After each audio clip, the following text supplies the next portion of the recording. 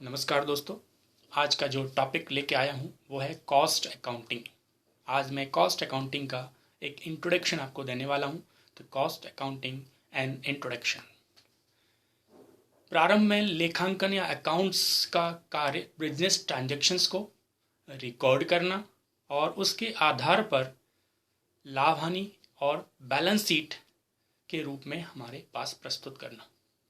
अब इस व्यवस्था में क्या होता था, कुशलता की जो मेजरमेंट होता है, कैपेसिटी का मेजरमेंट होता है, वो लाभ को आधार माना जाता था, मुख्य आधार माना जाता था। लेकिन यह फील किया गया, अनुभव किया गया कुछ दिनों के बाद कि लाभ के साथ साथ कॉस्ट को एनालिसिस करना भी इम्पोर्टेंट होता है। तो वास्तव में अगर हम प्रेजेंट सिनारियो को देखें तो परफेक्ट कंपटीशंस का जो युग चल रहा है उसमें हमें कॉस्ट की गणना करना, कॉस्ट का कैलकुलेशन करना, कॉस्ट कंट्रोल करना, कॉस्ट का एनालिसिस करना एक बहुत ही महत्वपूर्ण पहलू हो गया है, महत्वपूर्ण तथ्य हो गया है। और इस संदर्भ में कॉस्ट अकाउंटिंग या लेखांकन की एक विशिष्ट ब्रांच शाखा का जन्म हुआ और इसका नाम है cost accounting. Meaning and definition of cost accounting. तो मीनिंग क्या होता है, तो लागत लेखांकन जो होता है सामान्यतः लेखांकन की एक विशिष्ट शाखा है जिसमें किसी वस्तु या सेवा से संबंधित लागत का डिटेल और व्यवस्थित रूप से हमें इंफॉर्मेशंस मिलती है। इससे क्या होगा, टोटल और पर यूनिट कॉस्ट की हमें डिटेल में जानकारी मिल जाती है। लागत विश्लेषण एवं नियंत्रण के लिए एक मार्गदर्शन प्राप्त हो जाता है। इट मीन्स कॉस्ट को कैसे एनालिसिस करना, कैसे कंट्रोल करना, एक डायरेक्शन हमें मिलता है। ये होता है हमारा meaning of cost accounting. Definition according to ICMA London institute of cost and management accountant के अनुसार एक डेफिनेशन है, बड़े ही सिंपल शब्दों में कहा है कि लागत ज्ञात करने की तकनीक एवं प्रक्रिया को लागत लेखांकन कहते हैं। Cost accounting is the technique and the process of ascertainment of cost according to ICMA London. Element of cost.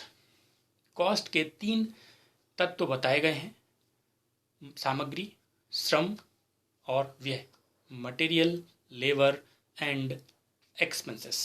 Directly और इनडायरेक्टली दोनों तरीके से मटेरियल, लेबर और एक्सपेंसेस कॉस्ट का पार्ट हो जाते हैं। लागत के इन 3 एलिमेंट्स से रिलेटेड अकाउंट्स रखने का जो काम होता है वो कॉस्ट अकाउंटेंसी का होता है। और कॉस्ट को कैसे कंट्रोल करना है ये अकाउंटेंसी आपको बता सकता है, लेकिन इसका एक ऑब्जेक्ट होता है कॉस्ट अकाउंटेंसी का कि कॉस्ट को कैसे कंट्रोल किया जाए। अगर हम बात करें application of cost control method, scope of cost accounting. Cost accounting के कुछ क्षेत्र होते हैं जिसमें एप्लीकेशंस को कैसे आप अप्लाई करेंगे। The method of cost control करने के कुछ मेथड्स हैं जो कॉस्ट अकाउंटिंग के अंदर हम देख रहे होते हैं। वर्स्टरी कंट्रोल होता है, स्टैंडर्ड कॉस्टिंग होती है, रिस्पॉन्सिबिलिटी कॉस्टिंग, उत्तरदायित्व से संबंधित कुछ लेखांकन किया जाता है जो मेथड ऑफ कॉस्ट कंट्रोल, लागत नियंत्रण की कुछ पद्धतियां हैं। लागत लेखांकन को सरल शब्दों में अगर हम कहें कि लागत लेखांकन वास्तव में क्या होता है, तो लागत लेखांकन पोस्टमार्टम नहीं बल्कि दूरदर्शिता की एक व्यवस्था है। यह हानियों को लाभों में परिवर्तित करता है, क्रियाओं को गतिशील बनाता है और क्षयों की समाप्ति करता है। It means cost accounting is a system of foresight and not of post-mortem. It converts the losses into profit, makes the activities dynamic and removes the wastage. इसका सीधा सीधा मतलब है कि पोस्टमार्टम या उत्तरवर्ती परीक्षण कब किया जाता है, सबसे लास्ट में किया जाता है। इसका ये मतलब हुआ कि जब लागत लेखांकन रखे जाते थे तो लागत लेखांकनों का निरीक्षण वर्ष के अंत में किया जाता है। वर्ष के अंत में निरीक्षण करने से मालूम पड़ता है कि किन कारणों से हमें हानि हो रही है, क्या वेस्टेज हुए हैं, लेकिन उनका उपाय आप नहीं ढूंढ पाते क्योंकि वो वर्ष के अंत में किया जाता है। लेकिन लागत लेखांकन में ऐसा नहीं है।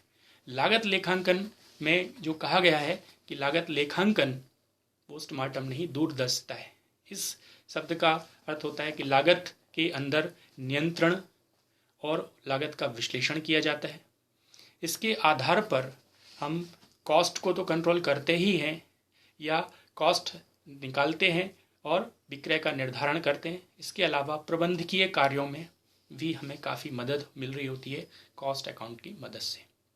बहुत सारी इसमें पद्धतियाँ होती हैं, जैसे अभी बताया कि स्टैंडर्ड कॉस्टिंग और बजटरी कंट्रोल। इसके माध्यम से हम कॉस्ट को कंट्रोल तो कर ही सकते हैं, इसके साथ साथ फ्यूचर की फोरकास्टिंग, संभावनाओं को लेते हुए, चैलेंजेस को लेते हुए ये सारे एडजस्टमेंट कर सकते हैं। इसका बेस क्या होता है? कॉस्ट बेस होता है, जिसके आधार पर हम कर सकते हैं। दूसरा होता है कि ये हानियों को लाभों में कैसे कन्वर्ट करते हैं।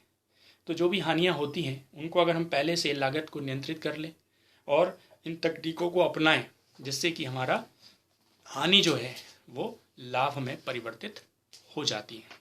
जिस प्रकार से कहा है कि हानियों को लाभ में परिवर्तित करने की एक विशेषता होती है जो कॉस्ट अकाउंटिंग के अंदर होती है।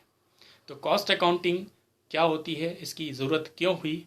क्योंकि फाइनेंशियल अकाउंट से सिर्फ हम प्रॉफिट जान सकते थे, लेकिन यहाँ पर जब हम लागत का विश्लेषण करने जाते हैं तो कहीं ना कहीं जो लॉसेस होने वाले हैं उनको रोक सकते हैं, प्रॉफिट को बढ़ा सकते हैं, नई नई पॉलिसीज़ बना सकते हैं, फोरकास्टिंग कर सकते हैं और एक मैनेजरियल जो कंट्रोल होता है, मैनेजमेंट को जो बेनिफिट्स होते हैं कि आप अच्छी प्लानिंग कर सकते हैं ऑर्गेनाइजेशंस के लिए।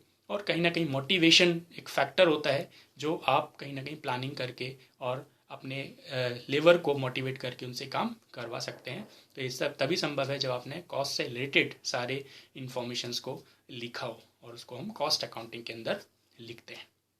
तो आगे के वीडियो में कॉस्ट अकाउंट से रिलेटेड बहुत सारे वीडियोस में लेके आने वाला हूँ। तो अभी तक अगर आपने चैनल पहली बार देखा है तो चैनल को सब्सक्राइब करें, लाइक करें और शेयर ज़रूर करें, जिससे कि आपके मित्रों को भी इसका लाभ मिल सके। अभी आप घर पर रहें, सुरक्षित रहें, इसी शुभकामना के साथ आपका बहुत बहुत धन्यवाद। नमस्कार।